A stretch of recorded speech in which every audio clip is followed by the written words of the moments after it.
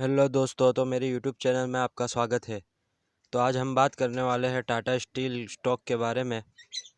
तो आप देख सकते हो जैसे कि चार्ट पे हमें दिख रहा है टाटा स्टील का जो लेटेस्ट रेजिस्टेंस था वो टूटते हुए हमें नज़र आ रहा है और डब्ल्यू पैटर्न भी बनते हुए नज़र आ रही है। तो हम 15 मिनट के टाइम फ्रेम पर हम जब देखेंगे तो हम पिछले कई दिनों से देखते आ रहे हैं कि टाटा स्टील गिरावट में था। आप यहाँ पर देख सकते हो कि इस रेजिस्टेंस के नीचे ही टाटा स्टील प्रीवियस डेज से ट्रेड कर रहा था और अभी अभी न्यूज़ भी आई है 2 दिन से। तो न्यूज़ के चलते हुए टाटा स्टील में हमें एक ब्रेकआउट शो हो सकता है और लॉन्ग टर्म के व्यू से हम देखें टाटा स्टील को तो हम इसे अच्छे रिटर्न्स के लिए लॉन्ग टर्म के लिए इसको ख़रीद सकते हैं। तो हम आज टाटा स्टील के बारे में देखते हैं चार्ट क्या कहता है। तो हम चार्ट पे देख सकते हैं कि 1 डे टाइम फ्रेम में हम देख सकते हैं कि डब्ल्यू पैटर्न का ब्रेकआउट हमें शो हो रहा है और यहाँ पर आप देख सकते हैं कि एक ट्रायंगल पैटर्न भी हमें बनता हुआ दिख रहा है और डब्ल्यू पैटर्न का भी ब्रेकआउट हमें दिख रहा है। सो हम 130 और 135 के टारगेट के लिए यहाँ से हम बाई कर सकते हैं। तो अब हम देखते हैं कि इसका दूसरा रेजिस्टेंस हमें कहाँ फाइंड होता है।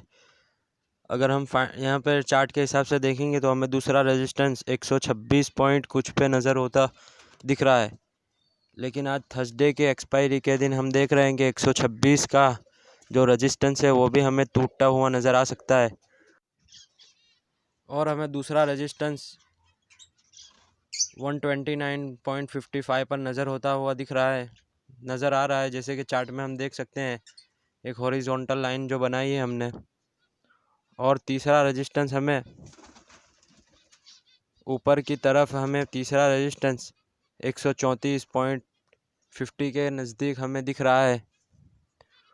सो हम लॉन्ग टर्म के लिए 200 के टारगेट और 150 के अप के टारगेट लेकर हम चल सकते हैं।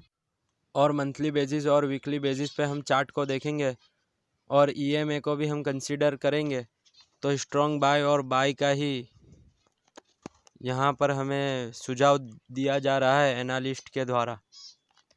सो हम यहाँ पर लॉन्ग टर्म के व्यू से हम इसे अच्छे रिटर्न के लिए बाई कर सकते हैं।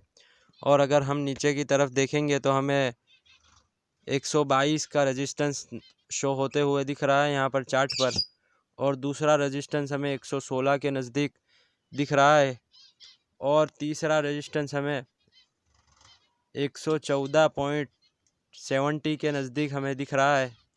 देखो 114.70 से हमें बहुत अच्छा बाईबैक और अच्छी रैली हमें नज़र होते हुए दिख रही है। और हम यहाँ देखेंगे तो लास्ट रेजिस्टेंस हमें 108 पॉइंट समथिंग के नज़दीक हमें नज़र होता हुआ दिख रहा है। सो लॉन्ग टर्म के लिए हम इसे अच्छी तरह से ध्यान में रख सकते हैं।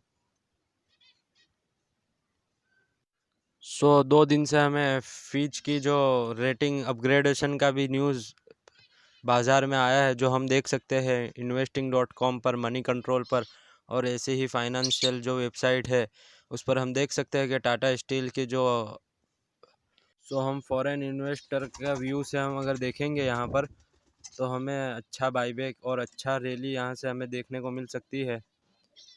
जहाँ पर फॉरेन इन्वेस्टर बढ़ेंगे वैसे इंस्टीट्यूशनल इन्वेस्टर भी अपना हिस्सा बढ़ाएंगे और प्रमोटर भी अपना हिस्सा बढ़ाएंगे। सो हमें एक ह्यूज रैली हमें यहाँ से पकड़ में मिल सकती है। बट हमें टाटा स्टील के जो क्वार्टरली रिज़ल्ट है उसमें हमें 2% के वॉल्यूम की गिरावट दिखी है।